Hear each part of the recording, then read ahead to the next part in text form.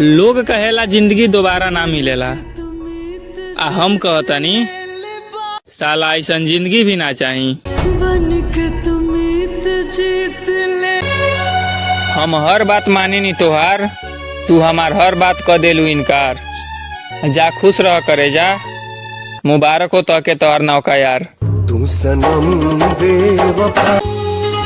खात पियत उठत बैठत हर पल याद अबू, आ किस्मत से तो निकल जेबू करे जा, पर दिल से कैसे निकल पैबू। किस्मत से निकल।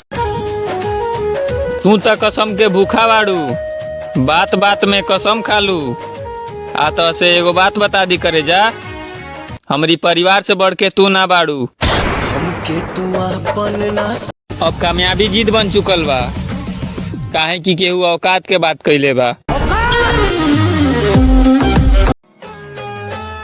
मेहनत इतना करे के बा कि महीना में होखो लाख रुपया कमाई।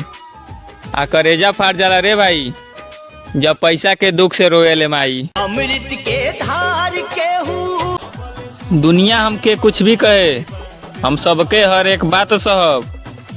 आ कहेली करेजा हमार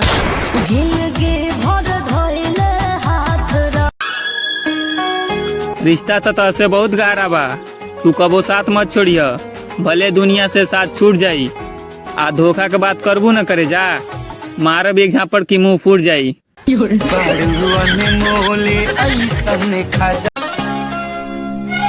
मम्मी के दुआ पापा के प्यार, बाकी सब दुनिया मतलबी है यार।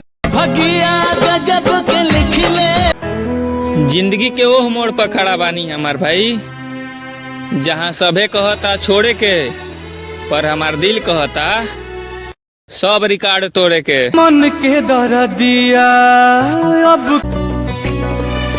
जे हमरा खातिर खास बाऊ हमेशा खास रही।